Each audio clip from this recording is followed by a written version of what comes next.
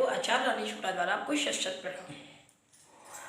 आज हम साधारण भाषा में 9 ग्रह हमारे किस किस चीज़ों को संबंध रखते हैं और 9 ग्रहों को हम अपने शरीर या अपनी प्राण वायु द्वारा पंच तत्वों में किस तरह विभक्त करके एक साधारण बोल पहचान की भाषा में जनमानस को कैसे समझा सकते हैं, जिसमें हम 9 ग्रहों में सूर्य, चंद्रमा, राहु, केतु, शनि, मंगल, बुध, बृहस्पति और शुक्र को परिभाषित करेंगे। अब आते हैं सबसे पहले सूर्य। सूर्य यानी हमारी आत्मा, जो हमारी आत्मा को अस्तित्व में आती है या हमारे पिता का कारक मानी जाती है, उसे हम सूर्य ग्रह के द्वारा परिभाषित करते हैं।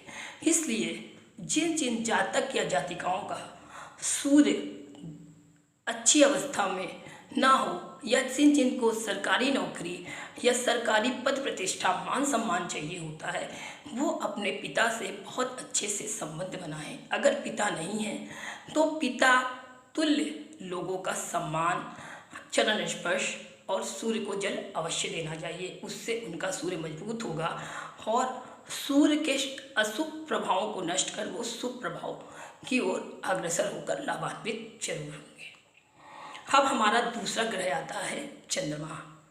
चंद्रमा अर्थात हमारी मानसिक शांति, अर्थात हमारा मन, मानसिक शांति। और चंद्रमा हमारा माँ को प्रतिनिधित्व करता है।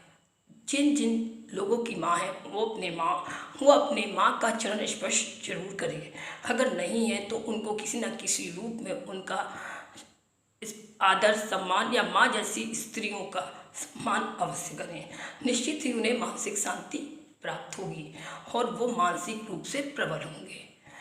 और अगर चंद्रमा उनका कमज़ोर है तो उन्हें पूर्णमासी का व्रत, चंद्रमा की हीलिंग या चंद्रमा की रोशनी में अवश्य बैठना चाहिए और किसी अच्छे ज्योतिषाचार्य से परामर्श करके उन नग या और कोई उपचार या ओम सोम सोमाय नमः का जप 108 बार संध्या काल में अवश्य करना चाहिए। अगर नहीं कर सकते तो पूर्णिमासी को तो अवश्य ही करना चाहिए।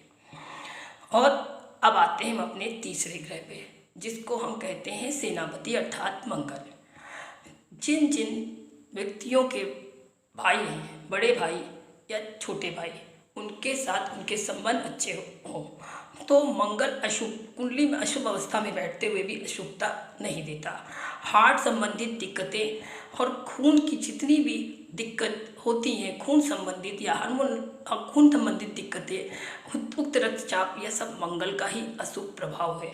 या आदमी क्रोधी या क्रिमिनल प्रवृत्ति की ओर जाता है, यह अशुभ मंगल का ही प्रभाव होता है। जिन जिन की कुंडलियों में मंगल शुभ प्रभाव नहीं दे रहे हैं वह हनुमान जी की उपासना करें और ओम अंगारकाय नमः का जप जरूर करें और अपने भाई से संबंध अवश्य बनाए रखें। और किसी अच्छे एस्ट्रोलॉजर के द्वारा अपनी कुंडली का विवेचना करा के और मंत्र या क्या चीज़ें उन्हें पहननी चाहिए नहीं पहननी चाहिए उसका अवश्य विवेचन कराएं। अब चौथा ग्रह आता है बुध। बुध को बुद्धि का कारक माना गया है। जिस प्रकार मंगल हमारा साहस, पराक्रम, शारीरिक बल का कारक है, उसी प्रकार बुध हमारी बुद्धि अर्थात किसी चीज़ को हम सीख सकते हैं, जिस चीज़ को कुछ सीखने या जिस चीज़ को अपने अंदर अर्जन करने की जो शक्ति होती है वो होती है बुद्धि। कभी कभी कुछ लोगों को भ्रांति होती है कि बुद्धि और ज्ञान एक ही चीज़ है। नहीं, बुद्धि अलग है और ज्ञान अलग है। मान लीजिए हम एस्ट्रोलॉजी पढ़ रहे हैं, उस ज्ञान को जो अर्जन कर रहे हैं उसमें हम अपनी बुद्धि का प्रयोग कर रहे हैं।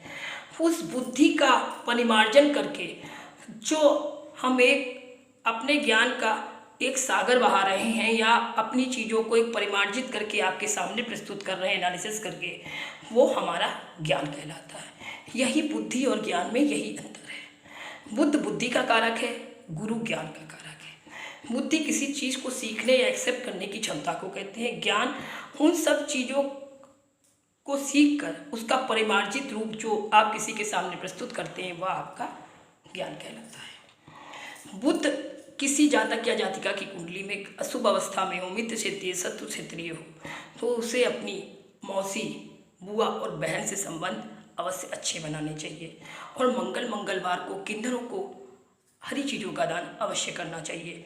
और गणपति पूजन और ओम बुद्ध बुद्धाय नमः का जप अवश्य करना चाहिए, क्योंकि बुद्धि ही अकाउंटेंसी या बैंकिंग कामों के लिए बुद्धि का प्रयोग सबसे उत्तम माना गया है। जिन लोगों को अपनी बैंकिंग सेक्टर्स में या कैलकुलेशन क्षेत्र में है, उनके लिए बुद्ध का शुभ रहना बहुत उचित है।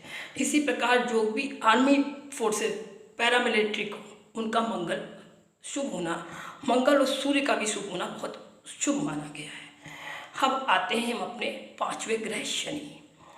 शनि अर्थात हमारे नौकर।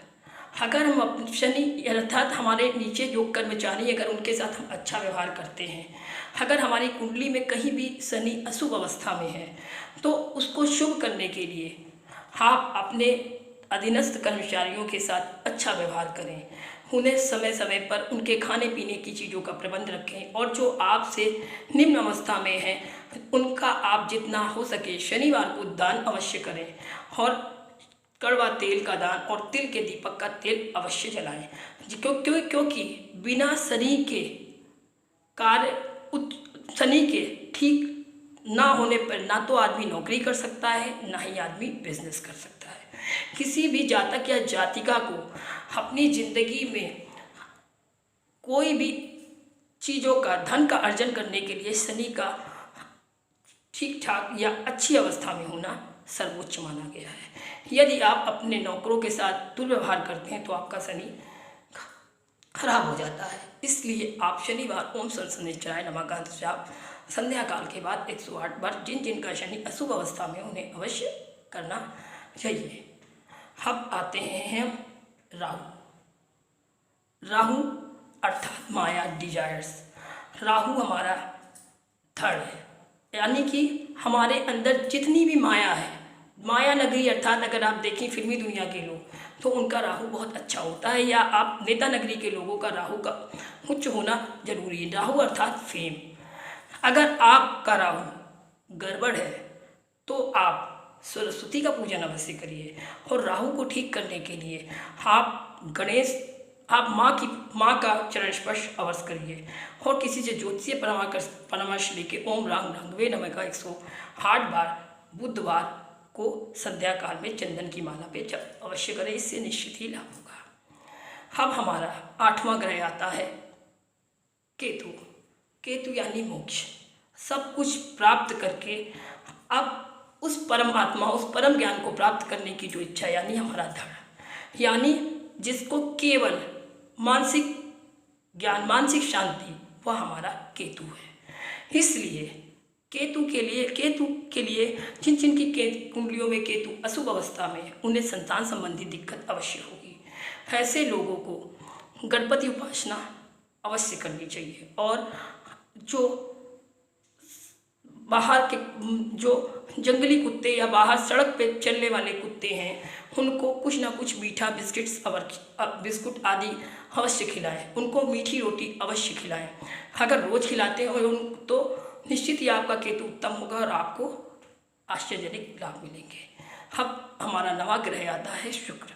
सुख हमारी भौतिकता, हमारा नेम, हमारा फेम, हमारे भौतिक सुख सुविधा के साधन, अर्थात जिनके पास बहुत सारी अच्छी सी गाड़ियां हैं, जिनका लिविंग स्टैंडर्ड बहुत अच्छा है, यानी उनका शुक्र उच्च अवस्था में है। जिन लोगों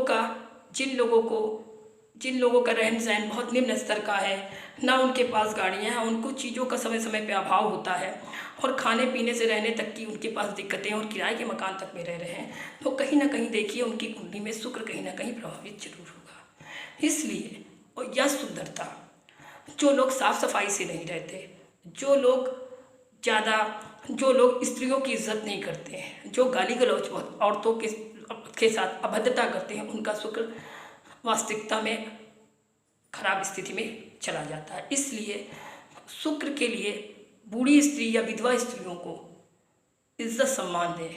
हो सके तो शुक्रवार को ओम सुख शुक्राय, जिन जिन का शुक्र खराब अवस्था में, ओम सुख शुक्राय नमः का जप अवश्य करें 108 बार इस विधि की माला पर। और अपने से बड़ी या अपनी स्त्री किसी के साथ भी सम्मानजनक स्थिति में बात करें। जो अपनी स्त्री के साथ एक अच्छे से व्यवहार करता है और अपनी उम्र से बड़ी स्त्रियों के साथ उनका सुख और चंद्रमा दोनों ही मजबूत होते हैं। इस प्रकार छोटी छोटी सी दिनचर्या की रेमेडी द्वारा मैंने उपचार द्वारा घरेलू उपचार द्वारा मैंने आपको इन 9 ग्रह क्या हैं और इन्हें कैसे ठीक कर सकते हैं, उनकी छोटी छोटी सी 9 ग्रहों के बारे में कि ये हमारे शरीर में किस किस चीज़ों को की प्रकार प्रतिनिधित्व करते हैं, अगर ये अशुभ अवस्था में है तो क्या लक्षण हैं और इन्हें कैसे ठीक किया जा सकता है, इसका एक सरल उपाय बताया है। उम्मीद है मेरा यह वीडियो आपको बहुत पसंद आया होगा। वंदे वाणी विनायको आचार्य शुक्लाधर आपको